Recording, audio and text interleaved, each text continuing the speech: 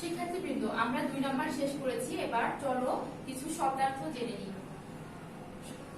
পায়রা, পায়রা অর্থ কবুতর বা কপোত। আমি আগেই ক্লাসে বলেছি, যদি একই শব্দের একাধিক শব্দার্থ থাকে, অর্থ থাকে, তাহলে আমরা যেটা সহজ মনে হবে আমরা সেটা পড়বো বেশি করে এবং সেটাই লিখবো। কারণ বাবুরা, তোমরা প্রথম শ্রেণীতে পড়ো, তোমরা বানানটা বেশি ভুল করো। আর বানানের ক্ষেত্রে তোমাদের দেখা যাচ্ছে যে শব্দার্থ লেখার সময় যদি কবুতরের, যেমন কবুতরের বয় বস্তুটা না লিখো, তাহলে কিন্তু ফুল মার্কসটা কাটা যাবে। ওকে, আমার সাথে আবার বলো। পায়রা অর্থ কবুতর বা কপোত। পায়রা অর্থ কবুতর বা কপোত। পায়রা অর্থ কি বাবুরা? কবুতর বা কপোত। টায়রা, টায়রা এক প্রকার অলংকার বিশেষ। টায়রাটা হলো তোমাদের বাসার বড় বোন বা আম্মু বা ছোট বোন যারা আছে, তারা মাথায় এক প্রকার অলংকার পরে, সেটাই হলো টায়রা। তাহলে বাবুরা আমার সঙ্গে বলো, টায়রা অর্থ এক প্রকার অলংকার বিশেষ। টায়রা অর্থ এক প্রকার অলংকার বিশেষ। আবার বলো, টায়রা অর্থ কি? এক প্রকার অলংকার বিশেষ। ওকে, এবার দেখো বউ।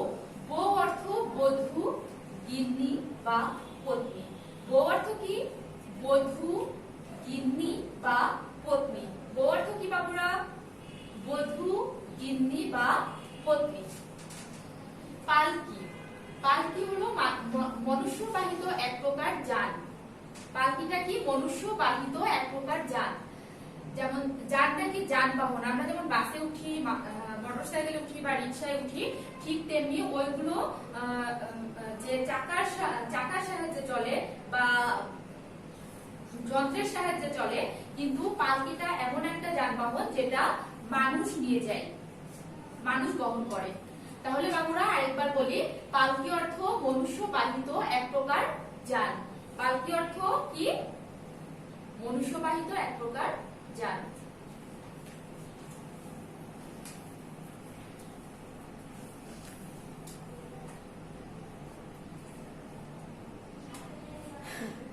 এবার বাবুরা আমরা শীটে যাই। শীটে দেখো 3 নাম্বার বলছে উপযুক্ত শব্দ দ্বারা শূন্যস্থান পূরণ করি। উপযুক্ত শব্দ দ্বারা শূন্যস্থান পূরণ করি। ক নাম্বার বলছে পায়রা ড্যাশ করে ডাকে। পায়রা অর্থ কি পড়েছি আমরা? পায়রা অর্থ কবুতর। তাহলে কবুতর নিশ্চয়ই তোমরা সবাই দেখেছো। কবুতর কিভাবে ডাকে? বাক বাকুম করে ডাকে। কবুতর কিভাবে ডাকে?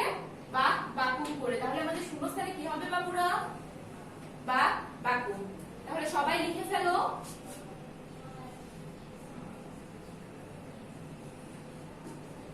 বাক বাকুম।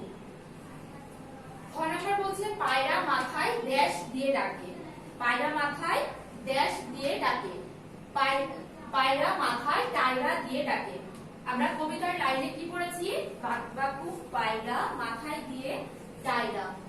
তাহলে সেখানে পায়রা মাথায় কি দিয়েছিল? টায়রা। এখানে বলছে পায়রা মাথায় ড্যাশ দিয়ে ডাকে। তাহলে কি হবে বাবুরা? টায়রা। লিখে ফেলো। রয়াকারে টা, অন্তুস অ, রয়াকার টায়রা। এবার গ নাম্বার, বউ ড্যাশ পালকিতে চড়বে। বউ কিসের পালকিতে চড়বে? বউ সোনার পালকিতে চড়বে। তাহলে বাবুরা লিখে ফেলি, বউ সোনার পালকিতে চড়বে। দন্ত সয়কারে সো, দন্ত নয় আকার র, সোনার। ওকে বাবুরা, এবার আমরা সবাই শীটটা উঠিয়ে নাও। শীটের অপর পৃষ্ঠে আছে দেখো 4 নাম্বার। 4 নাম্বার বলছে নিচের প্রশ্নের উত্তরগুলো পড়ি। নিচের প্রশ্নের উত্তরগুলো পড়ি। ক নাম্বার বলছে পায়রা কেমন করে ডাকে। পায়রা কেমন করে ডাকে। সবাই আমার সাথে বলো, পায়রা বাক বাকুম করে ডাকে। পায়রা কিভাবে ডাকে? পায়রা বাক বাকুম করে ডাকে।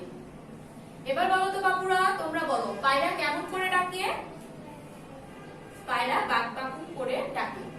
খ নাম্বার দেখো, বউ কিসের পালকিতে চড়বে। প্রশ্নটা কি হলো? বউ কিসের পালকিতে চড়বে? বউ সোনার পালকিতে চড়বে। বাবুরা আমার সাথে বলো, বউ কিসের পালকিতে চড়বে? বউ সোনার পালকিতে চড়বে। বউ সোনার পালকিতে চড়বে। এবার বাবুরা তোমরা বলো তো, বউ কিসের পালকিতে চড়বে? সোনার পালকিতে চড়বে। বাকবাকুম পায়রা ছড়াটি কে লিখেছেন? আমরা আগেই পড়েছি, যখন ছড়াটি আবৃত্তি করেছি তখন আমরা পড়েছি যে ছড়াটি কে লিখেছে। তাহলে তো বাবুরা তোমরা সবাই জানো ছড়াটি কে লিখেছে, বলে ফেলো একবার। রোকনুজ্জামান খান। ওকে, বাকবাকুম পায়রা ছড়াটি লিখেছেন রোকনুজ্জামান খান।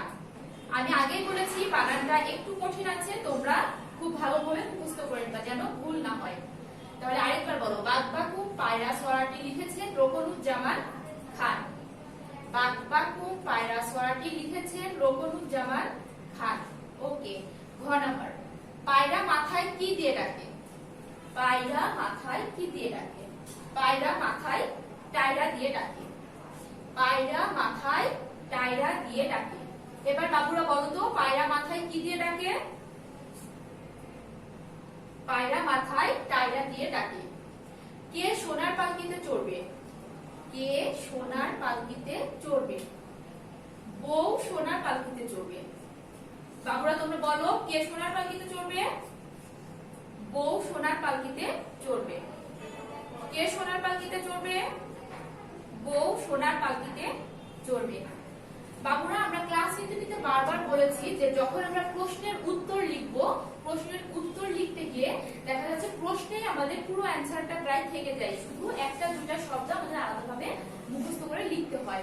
যেমন দেখো, পায়রা কেমন করে ডাকে, এই জায়গাতে আমরা শুধু প্রশ্ন থেকে আমরা লিখবো পায়রা কেমন, কেমন এই জায়গায় লিখবো বাকবাকুম।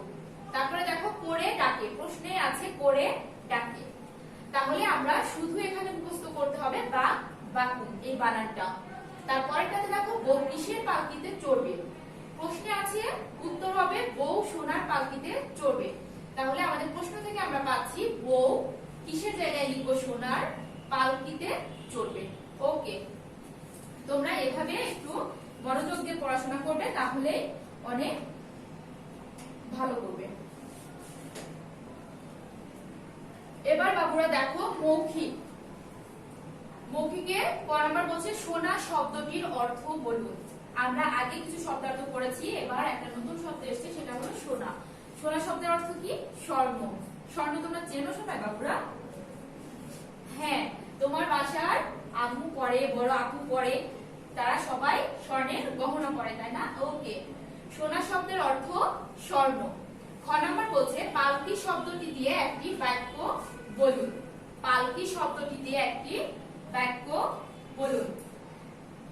এর আগেও আমরা বাক্য গঠনে পড়েছি। দেখো বাবুরা, 2 নম্বরে আছে পালকি দিয়ে বাক্য আছে। আমরা তখন পড়েছি পালকিটি অনেক সুন্দর। তাহলে তোমরা এটা বুঝতে পারছো বাবুরা যে একটা শব্দ দিয়ে অনেকগুলো বাক্য গঠন করা যায়। তাহলে আমরা পালকিতে 2টা বাক্য শিখলাম আজকে, তাই না? এখানে আমরা বলছি আমার পালকি আছে, আমার পালকি আছে।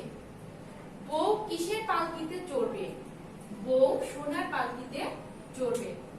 বাকবাকুম পায়রা ছড়াটি কে লিখেছেন? বাকবাকুম পায়রা ছড়াটি কে লিখেছেন বাবুরা? রোকনুজ্জামান খান। রোকনুজ্জামান খান।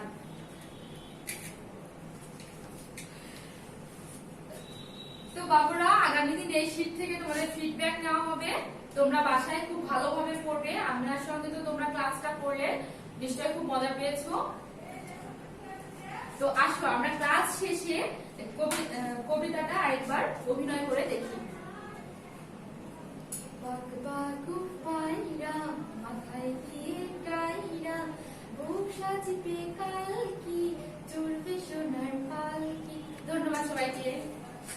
আসসালামু আলাইকুম সুপ্রিয় শিক্ষার্থীবৃন্দ, Shimul memorial north south school and কলেজের প্রথম শ্রেণী বাংলা অনলাইন ক্লাসে সবাইকে স্বাগত।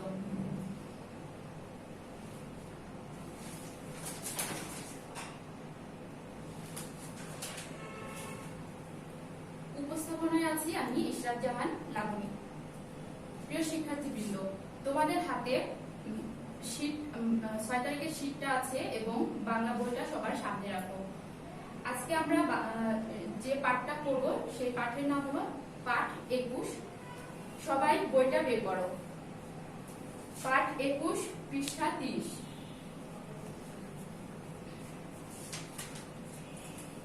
30 পেজে দেখো একটা সুন্দর ছড়া আছে। ছড়াটা তোমরা বইয়ে দেখবে, আমি স্লাইডে তোমাদেরকে দেখাবো। দেখো ছড়ার নাম বাগবাকুম পায়রা। বাবুরা, ছড়ার নাম কি? বাগবাকুম পায়রা। কে লিখেছেন? রোকনুজ্জামান খান। লিখেছেন রোকনুজ্জামান খান। তাহলে আসো আমরা একবার ছড়াটি আবৃত্তি করি। বাগবাকুম পায়রা, মাথায় দিয়ে টায়রা, বউ সাজবে কালকি, চড়বে সোনার পালকি। সুপ্রিয় শিক্ষার্থীবৃন্দ, আসো আমরা একবার অভিনয় করে কবিতাটা আবৃত্তি করি। ছড়ার নাম বাগবাকুম পায়রা, লিখেছেন রোকনুজ্জামান খান। বাগবাকুম পায়রা, মাথায় দিয়ে টায়রা, বউ সাজবে কালকি, চড়বে সোনার পালকি। ওকে, তাহলে বাবুরা আমাদের ছড়া আবৃত্তি, আমরা ছড়াটা আরেকবার শুধু অভিনয় ছাড়া আবৃত্তি করি।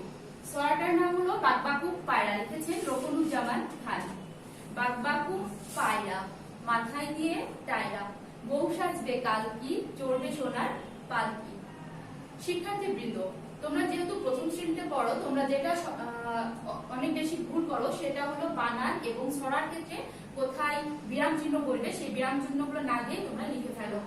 তো আমরা পড়ার সময় খুবই মনোযোগ সহকারে পড়ব এবং বানানগুলো কোথায় কিভাবে আছে ঠিক সেভাবে আমরা কোথায় যুক্ত বর্ণ আছে, কোথায় হসন্ত আছে, সেগুলো আমরা ভালোভাবে মুখস্থ করে নিব।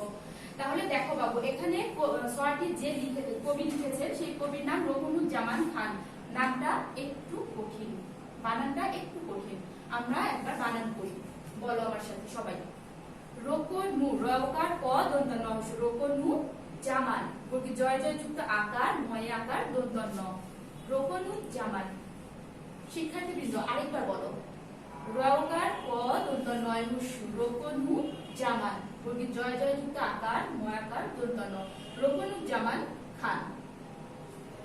ওকে শিক্ষার্থীবৃন্দ, একটু লক্ষ্য করুন, এখানে আছে বউ সাজবে কালকি। এই যে কালকি, দুইটা শব্দ কিন্তু আলাদা আছে। আমরা অনেক সময় যে ভুলটা করি সেই ভুলটা হলো একসঙ্গে করে দিই, এক্ষেত্রে কিন্তু মার্কস কাটার সম্ভাবনা আছে।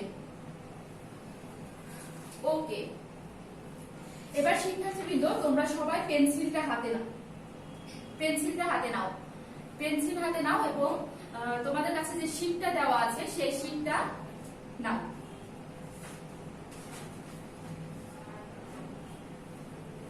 এখানে দেখো 2 নাম্বারে কি বলছে? বাক্য গঠন করি। বাবুরা কি বলছে? 2 নাম্বার বাক্য গঠন করি। প্রথমটা বলছে বউ।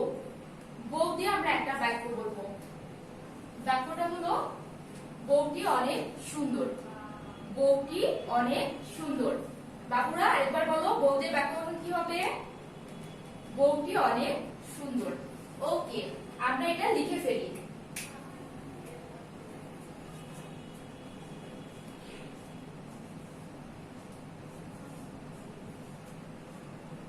বউটি অনেক, স্বরেও দন্ত নয়কার ক, অনেক সুন্দর, দন্ত স্বয় সুতে সু, দন্ত নয় যুক্ত র, সুন্দর। এবং শেষে আমরা একটা দাঁড়ি দিব। যে কথাটা না বললেই নয় শিক্ষার্থীবৃন্দ, সেটা হলো তোমরা বাক্য শেষে অনেক সময় বিরাম চিহ্নটা দাও না। যদি বিরাম চিহ্ন না দাও তাহলে আমাদের একটা বাক্য গঠনে 1 মার্কস থাকে, সেক্ষেত্রে বিরাম চিহ্ন না দিলে আমাদের হাফ মার্কস কাটা যাবে। ওকে, এবার দ্বিতীয় নাম্বার পালকি। পালকিতে বাক্য গঠন কি হবে? পালকিটি অনেক সুন্দর। পালকিটি অনেক সুন্দর। তাহলে শিক্ষার্থীবৃন্দ লিখে নাও, পালকি, কয়াকারে পা ল, পাল কয়াকারে কি, পালকি টি, অনেক, স্বরে অ, দন্ত নয়কার ক, অনেক সুন্দর, দন্ত শয় সুতে সু, দন্ত নয় দয় যুক্ত র, সুন্দর। টায়রা। টায়রা দিয়ে কি লিখবো? আমার টায়রা আছে। শিক্ষার্থীবৃন্দ আমার সঙ্গে সবাই বলো, টায়রা দিয়ে বাক্য গঠন কি লিখবো? আমার টায়রা আছে।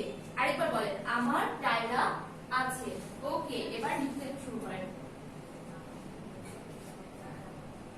সরাতে আ ময়াকার র আমার টাইরা রয়াকার এটা অন্তস অ রয়াকার টাইরা আছে সরাতে আ সরিকারে সে আছে ওকে এবার দেখেন 3 নাম্বার কি বলছে